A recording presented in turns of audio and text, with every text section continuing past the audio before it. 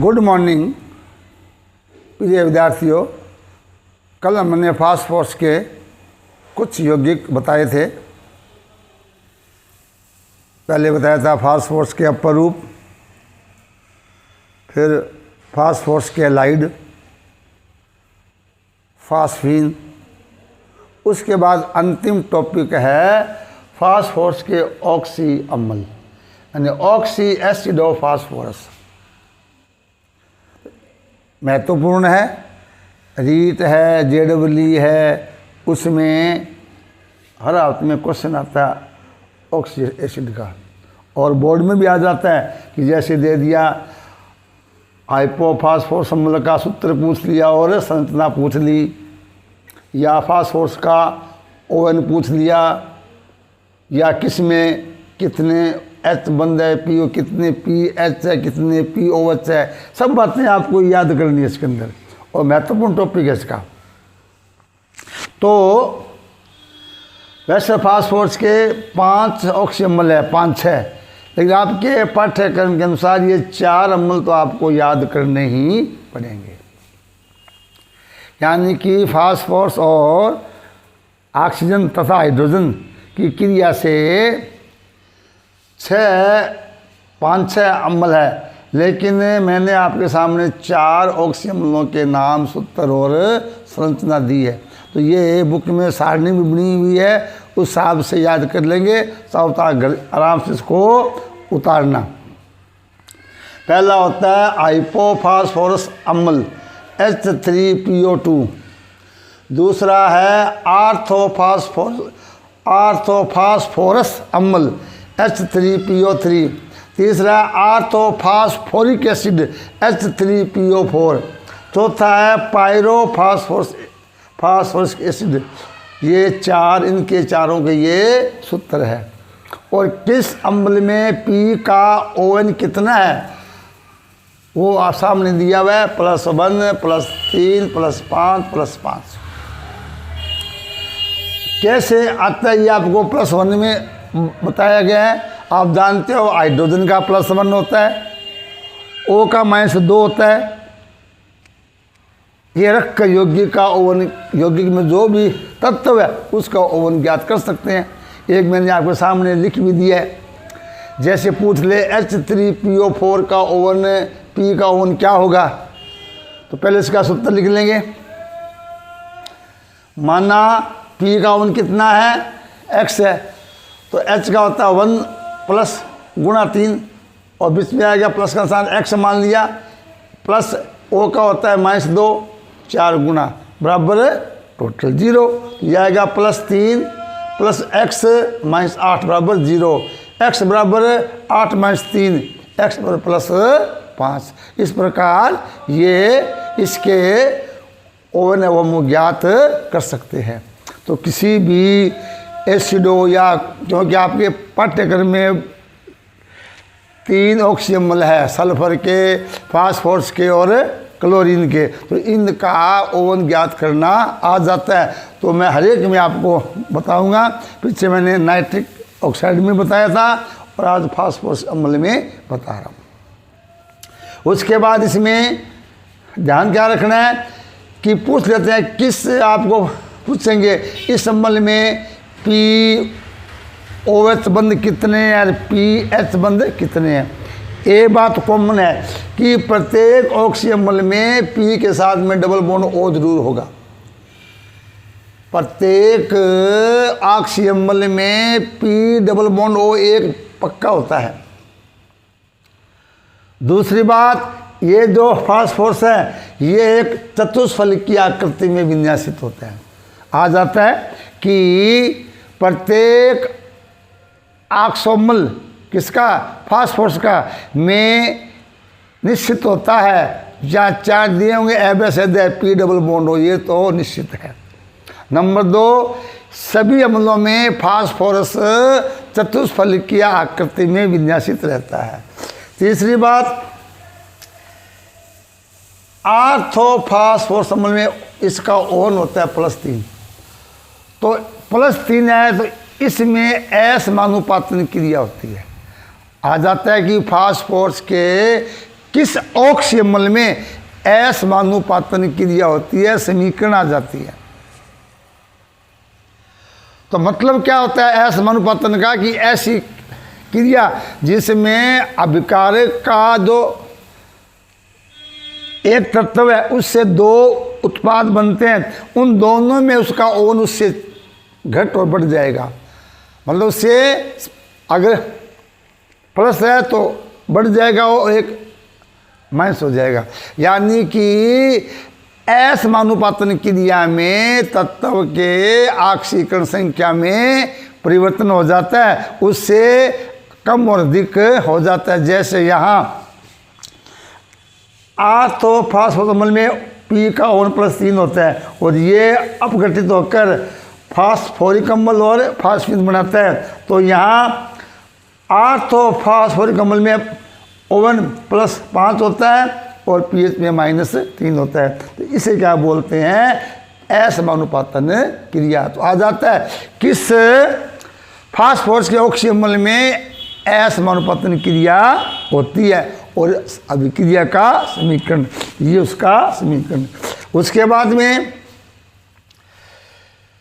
Phosphorus के साथ pH यानी हाइपोफास्फोरस अम्ल में 2 पीएच बंद, यानी पी के साथ 2 हाइड्रोजन है और आर्थोफास्फोरस में 1 है।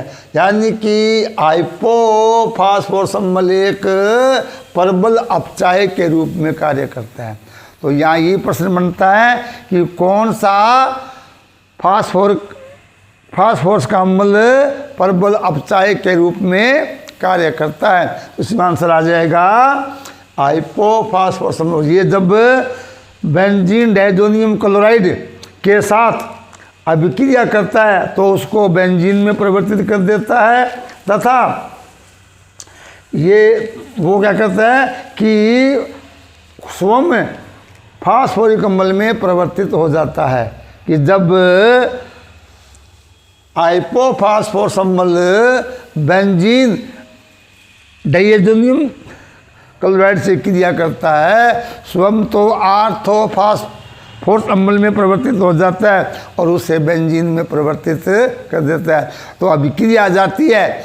एक अभिक्रिया का समीकरण दीजिए जो यह सिद्ध करे कि हाइपोफास्फोरस अम्ल एक प्रबल अपचायक के रूप में कार्य करता है। फिर आता है अम्लों की क्षारकता। ये आपको अब बताया गया है। किसी अम्ल में जितने प्रतिस्थापनीय हाइड्रोजन होते हैं वो सी क्या होती है, क्षारकता होती है। तो यहाँ देखिए हाइपोफास्फोरस अम्ल की क्षारकता क्या है, 1 है। आर्थोफास्फोरस अम्ल की क्षारकता 2 है और आर्थोफास्फोरिक अम्ल की क्षारकता कितनी है, 3। क्योंकि H है वो प्रतिस्थापित हो जाते हैं। जिस अम्ल में जितने H प्रतिस्थापित होते हैं उसे क्या बोलते हैं, अम्ल की क्षारकता। तो ये कुछ बातें फास्फोरस के ऑक्सी अम्लों की है। बोर्ड में 1 नंबर का क्वेश्चन आपको अवश्य मिलेगा। क्या मिलेगा मैंने बता दिया। इन चारों के नाम और सूत्र, आपको नाम दिया होगा या सूत्र दिया होगा, संरचना बनानी होगी। या फिर उसमें पूछ लेगा कौन सा अम्ल प्रबल अपचायक है, इनकी क्षारकता कितनी होती है, इस अम्ल में कितने पीएच है, इसमें कितने पीओएच है, कौन सा अम्ल असमानुपातन क्रिया देता है, ये सब बातें आ जाएगी फास्फोरस के ऑक्सी अम्लों में। तो ये था हमारा 15वां परिवार। अब नेक्स्ट आता है वर्ग 16 यानी कि ऑक्सीजन परिवार। उसके बाद आता है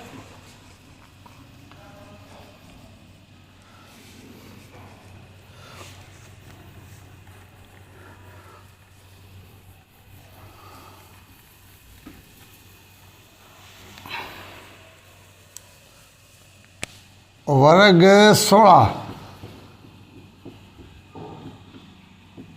के तत्व। इसको ऑक्सीजन फैमिली कहते हैं, ऑक्सीजन परिवार। इसमें भी वर्ग 15 के भांति सामान्य 10-12 गुण है। जैसे उपस्थिति, इलेक्ट्रॉनिक विन्यास,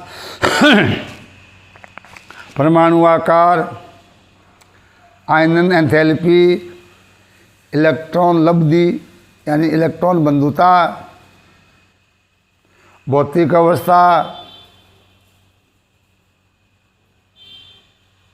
रासायनिक अभिक्रियाशीलता यानी ऑक्सीजन संख्या, हाइड्राइड, ऑक्साइड और हैलाइड, यानी ये 10-11 गुण दोनों में पहले ये कॉमन है। उसके बाद में व्यक्तिगत सदस्य, जैसे हमने 15वें परिवार में क्या किया, नाइट्रोजन, दूसरा अमोनिया, तीसरा नाइट्रोजन की ऑक्साइड, चौथा नाइट्रिक अम्ल, पांचवा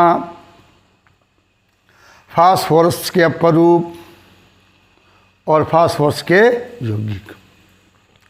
इसी भांति वर्ग 16 में oxygen gas, ozone gas, oxide, SO2 gas और सल्फ्यूरिक अम्ल का औद्योगिक उत्पादन, उसके बाद में सल्फ्यूरिक अम्ल के ऑक्सी अम्ल, ये वर्ग 16 का सारांश है। अब इसको हम क्या लेंगे, डिटेल में शुरू करेंगे। तो वर्ग 16 में भी 5 तत्व है। कौन कौन से? ऑक्सीजन, सल्फर, सेलेनियम, टेल्यूरियम और पोलोनियम, जो कि एक रेडियो एक्टिव तत्व है। तो वर्ग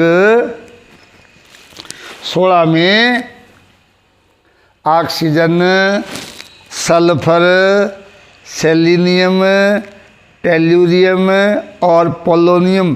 पोलोनियम क्या एक रेडियो सक्रिय है तत्व है और ये धातु होती है। इसकी अर्धायु काल केवल 13.8 दिन होती है। दूसरी बात इसमें ये याद रखनी है, पहला हमने कहा इनके नाम हो गए। सेकंड बात ये है कि इनको चैलकोजेन के चैलकोजेन या चैलकोजन कहते हैं। प्रश्न बोर्ड में पूछा था 18 में, वर्ग 16 को चैलकोजन क्यों कहते हैं? यानी कि अधिकांश जो अयस्क है उनमें केवल ऑक्सीजन और सल्फर ही होती है। आपको अयस्कों के वर्गीकरण में बताया था, ऑक्साइड अयस्क, कितने धातुओं के ऑक्साइड अयस्क है, सल्फाइड अयस्क, कॉपर पायराइटिस, गलेना, जैंक ब्लेंडी है ना, सिन्नेबार, कार्बोनेट, सल्फेट, सिलिकेट, सब में ऑक्सीजन तो आती है और कुछ में सल्फर भी आती है। तो चूंकि अधिकांश अयस्कों का निर्माण वर्ग 16 के तत्व ऑक्सीजन और सल्फर से ही होता है या इन्हीं दो तत्वों से बने होते हैं, इसीलिए वर्ग 16 को चैलकोजन नाम भी दिया गया है। अब आता है तीसरा, इनकी उपस्थिति।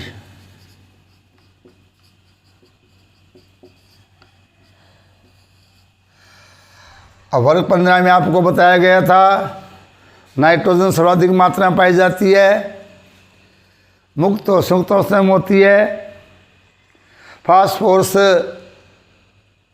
चट्टानों में राख फास्फेट ग्रुप में पाया जाता है, आर्सेनिक, एंटीमनी, विस्मित सल्फाइड में। ठीक उसी प्रकार वर्ग 16 में भी सर्वाधिक मात्रा में तत्व कौन सा पाया जाता है? ऑक्सीजन। ऑक्सीजन की उपस्थिति सर्वाधिक होती है। ये भी नाइट्रोजन की भांति मुक्त और संयुक्त दोनों अवस्था में पाई जाती है। मुक्त अवस्था में प्राणवायु के रूप में, यानी वायुमंडल में ये करीब 20.94%, लगभग 21% क्या होती है? O2 होती है। हमने बताया था कि लगभग 78% तक हमने क्या बताई थी? N2, और 21% क्या लगभग O2 है। वायुमंडल में आयतन के अनुसार ऑक्सीजन कितनी होती है? 21%, नाइट्रोजन 78, नियोन हीलियम नियोन कितनी होती है? 0.1%। इस प्रकार लगभग ये 100% आयतन हो जाता है।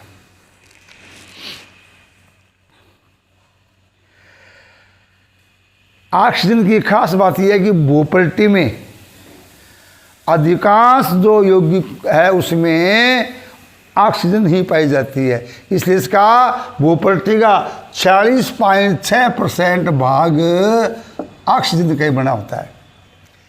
118 तत्व है, सर्वाधिक ऑक्सीजन ही पाई जाती है, 46.6%। दूसरा है सिलिकॉन, वो होता है 26%। तीसरा है एल्यूमिनियम, चौथा है आयरन, पांचवा है सोडियम, छठा है कैल्शियम। ये इनकी मात्रा है भूपल्टी में। तो सर्वाधिक मात्रा में जो भूपल्टी है, भूगर्भ है, उसके अंदर ये जो सिलिका, इसमें क्या होती है? सिलिका SiO2, बाकी ऐसक कौन कौन से ना, ऑक्साइड ऐसक, कार्बोनेट, नाइट्रोसोन, ये सारे ये ऑक्सीजन के यौगिक होते हैं। यानी जो ऐसक उसका 80% भाग, ऐसकों का भाग O2 के द्वारा बना होता है। इसके अलावा ये ऑक्सीजन क्या हमारी एक प्राणवायु के रूप में पाई जाती है। ये अधिकांश ऐसे कौन कौन से ऑक्साइड ऐसक, हमने ऐसकों में आपको आयरन के, जिंक के, एल्यूमिनियम के ऐसे सब देखा होगा। ऑक्साइड भी है, कार्बोनेट भी है, जल योजित भी है, सल्फेट भी है। तो सब में O2 अधिक मात्रा में पाई जाती है। दूसरी बात यहाँ सल्फर है।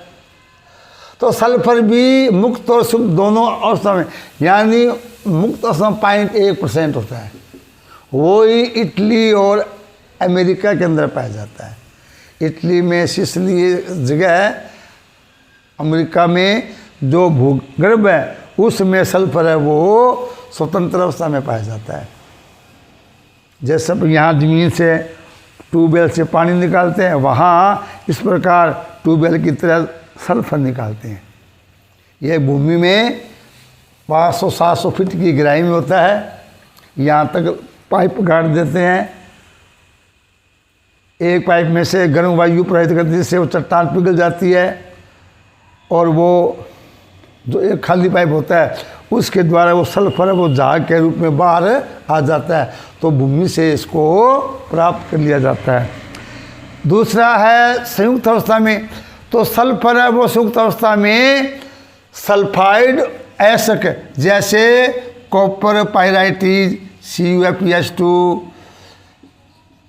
Ag2S, PbS, HgS, ZnS, यानी धातुओं के सल्फाइड ऐसे के रूप में। दूसरा सल्फेट, जैसे जिप्सम है, एप्सम है, बेराइट है, तो ये सल्फेट ऐसा है। तो सल्फर भी मुक्त और संयुक्त दोनों अवस्था में पाई जाती है। मुक्त अवस्था में भूपल्टी में अमेरिका और इटली में पाई जाती है, और संयुक्त अवस्था में सल्फाइड और सल्फेट ऐसकों में पाया जाता है। आधा सल्फर के 2 सल्फाइड ऐसक या 2 सल्फेट ऐसक। इसके बाद में रह गए सेलेनियम और टेलुरियम। ये बहुत कम मात्रा में और सल्फाइड के रूप में पाए जाते हैं, जबकि पोलोनियम क्या होता है, ये तो रेडियो एक्टिव तत्व है, इस कारण इसका अर्धायुकाल भी बहुत कम होता है। तो पहला पॉइंट था इनकी जानकारी, सेकंड मैंने बताया उपस्थिति, थर्ड पॉइंट है इनकी भौतिक अवस्था, यानी कि ऑक्सीजन क्या होती है, ये गैसीय अवस्था में पाई जाती है। और ये क्या है, अधातु। क्या है, अधातु। ये ठोस है, ये भी अधातु। यानी इस परिवार में 2% क्या है, अधातु है। ठोस, ये सब ठोस होते हैं। यहाँ ये उपधातु, उपधातु और धातु। तो अगर पूछ ले आपको वर्ग 16 में भौतिक अवस्था, तो ऑक्सीजन गैस अवस्था में होती है, बाकी सभी ठोस अवस्था में होती है। तत्व का प्रकार ऑक्सीजन और सल्फर अधातु है, सेलेनियम और टेल्यूरियम उपधातु है, और पोलोनियम एक रेडियो सक्रिय धातु है।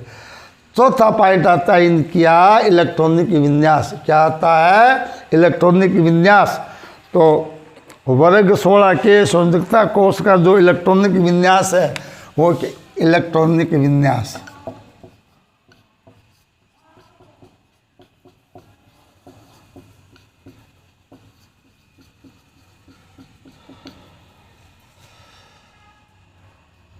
NH2NP4 होता है। हमने वर्ग परिणाम क्या बताया था, NH2NP3 क्या था वर्ग 15 के लिए, और 16 में क्या होता है NH2NP4। तो O का एटम नंबर क्या होता है 8, 16, 34 और 18, 52 और 32 से 84। अब ये कैसे, ये भी आपको बता दिया गया है। अगर वर्ग 16 के दूसरे तत्व का परमाणु क्रमांक पूछे तो +8 कर देंगे, किसमें, ऑक्सीजन के परमाणु क्रमांक में 8 जोड़ देंगे, सेकंड तत्व का एटॉमिक नंबर आ जाएगा।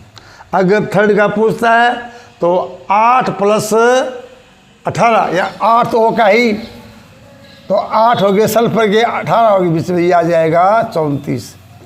अगर पूछ ले फोर्थ में भी 8 + 8 + 18 + 18, इस प्रकार 52। यानी कि प्रश्न आ जाता है कि नाइट्रोजन परिवार के तीसरे सदस्य का परमाणु क्रमांक, ऑक्सीजन परिवार के तीसरे मेंबर का परमाणु क्रमांक। तो बात एक ही है, पहले जो तत्व है O है तो 8 रखेंगे, N है तो 7 रखेंगे। बाद में दूसरे तत्व के लिए 8, उसमें +8 करेंगे, तीसरे के लिए +8 + 18, इस प्रकार जोड़ने से अपने आप ही उस तत्व का परमाणु क्रमांक आ जाता है। अब इनका विन्यास बना दीजिए। O का क्या हो जाएगा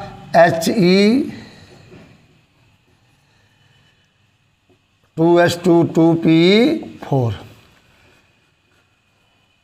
Ne3S2 3P4, Ar3D10 4S2 4P4, Kr4D10 5S2 5P4, Xe4F14 5D10 6S2 6P4। ये वर्ग 16 तत्वों का इलेक्ट्रॉनिक विन्यास है। उसके बाद में परमाणु आकार, आपको बताया गया है कि किसी भी वर्ग में ऊपर से नीचे आते हैं परमाणु आकार में वृद्धि होती है, क्योंकि प्रत्येक तत्व में नए कोश का निर्माण होता है जिसकी दूरी नाभिक से अधिक होती है। उसके बाद में आयनन एंथैल्पी,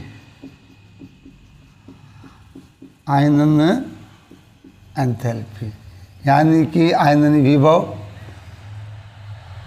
गैस या उदासीन विलगित परमाणु के संयोजकता को से इलेक्ट्रॉन हटाने के लिए आवश्यक ऊर्जा को आयनन विभव या आयनन ऊर्जा कहते हैं।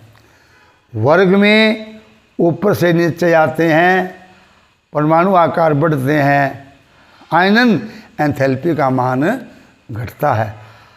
जबकि आवर्त सारणी किसी भी आवर्त में बाईं से दाएं बढ़ने पर नाभिकीय आवेश बढ़ते हैं, परमाणु आकार घटते हैं, आयनन एंथैल्पी का मान बढ़ता है। लेकिन यहाँ अपवाद है। अपवाद क्या है? वर्ग 15 का आयनन विभव या कि आयनन एंथैल्पी 16 से ज़्यादा है। मतलब वर्ग 15 की आयनन ऊर्जा कम होनी चाहिए, 16 की ज़्यादा। यहाँ अपवाद है, प्रश्न भी आ जाता, पीछे मैंने आपको बता भी दिया है, फिर रिपीट करता हूँ कि वर्ग 16 की आयनन एंथैल्पी वर्ग 15 से कम है। कारण देखिए,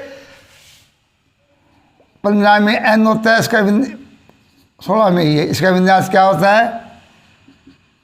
He2S2 2p3, यहाँ He2S2 2p4।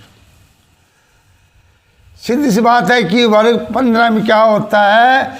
P2p3 होता है या 2p 3p 4p, और 16 में क्या होता है? 2p क्या होता है? 4। यानी वर्ग 15 में p जो उपकोष है वो क्या है? अर्धपूरित। आप जानते हो p में 3 होते हैं, px, py, pz, px, py, pz। तो एक होता है इलेक्ट्रॉन किसी में वर्ग 15 में, और 16 में क्या होता है?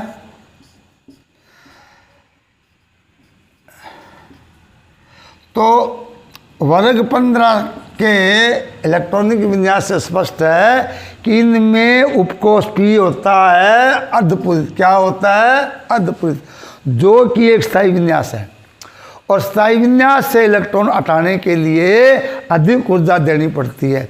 जबकि वर्ग 16 के तत्वों में p उपकोष का विन्यास न तो अर्धपूरित है न ही पूरित है।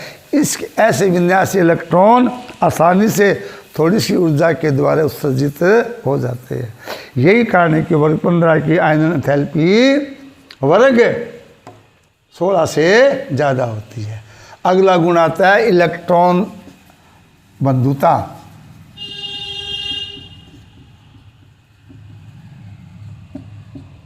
इसको बोलते हैं इलेक्ट्रॉन लब्धि एंथैल्पी या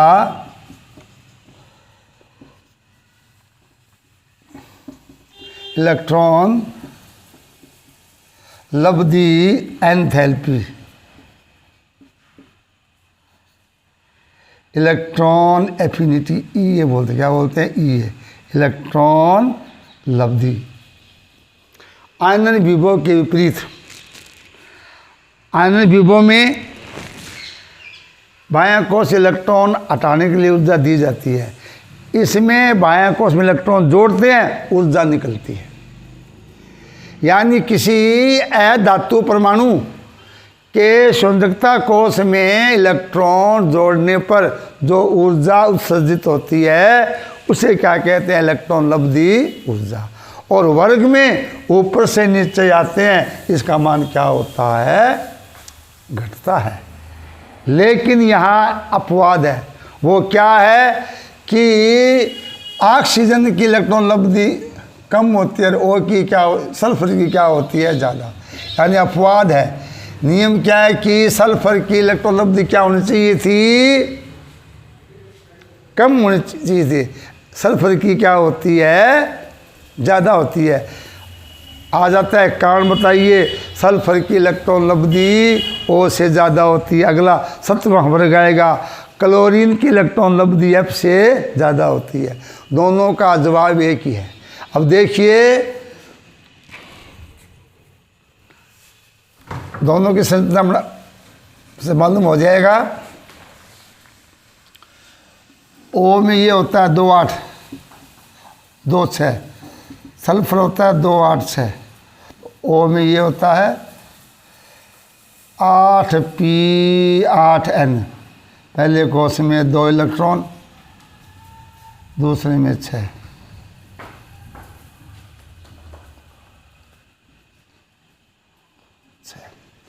सल्फर में 16p 16n। पहले कोष में 2 इलेक्ट्रॉन, दूसरे में 8,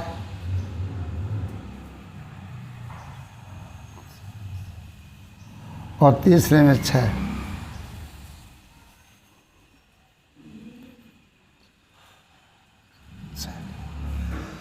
इससे स्पष्ट हो जाएगा कि ऑक्सीजन का आकार छोटा है, तो बाएं कोष के इलेक्ट्रॉन क्या है, अपेक्षाकृत नज़दीक है। तो ये आगंतुक इलेक्ट्रॉन पर क्या लगाएंगे, प्रतिकर्षण लगाएंगे, जिससे कुछ ऊर्जा क्या है, नष्ट हो जाती है। ऑक्सीजन का आकार छोटा होने के कारण, नाभिकीय आवेश अधिक घनत्व अधिक होने के कारण संयोजकता कोष के इलेक्ट्रॉन निकट होते हैं, जो आने वाले इलेक्ट्रॉन पर प्रतिकर्षण लगाते हैं, जिससे कुछ ऊर्जा नष्ट हो जाती है। जबकि सल्फर का आकार बड़ा होता है। बाएं कोष में 18 इलेक्ट्रॉन के स्थान पर केवल 6 ही होते हैं इलेक्ट्रॉन, वो दूर दूर होते हैं। तो ये जो आगंतुक इलेक्ट्रॉन है उस पर प्रतिकर्षण कम लगाते हैं, अधिक ऊर्जा उत्सर्जित होती है। यही कारण है कि सल्फर की इलेक्ट्रॉन लब्धि O से ज़्यादा होती है। ये हम वर्ग 17 में करेंगे, यही बता देता हूँ। 17 में क्या होता है, F 2 7 Cl 2 8 7। तो ये मैंने F का बना दिया और ये Cl का बना दिया। बात वही है, F का आकार छोटा होता है, बाएं कोष के इलेक्ट्रॉन निकटतम है, आने वाले इलेक्ट्रॉन पर अधिक प्रतिकर्षण लगाते हैं, ऊर्जा कम उत्सर्जित होती है। क्लोरीन का आकार बड़ा होता है, बाएं कोष के इलेक्ट्रॉन अधिकतम दूरी पर है, जो आगंतुक इलेक्ट्रॉन पर अधिक कम प्रतिकर्षण लगाते हैं, कम ऊर्जा नष्ट होती है, अधिक ऊर्जा निकलती है। यही कारण है कि वर्ग 17 में क्लोरीन की इलेक्ट्रॉन लब्धि फ्लोरीन से ज़्यादा होती है। वर्ग 16 में सल्फर की इलेक्ट्रॉन लब्धि ऑक्सीजन से ज़्यादा होती है। Thank you.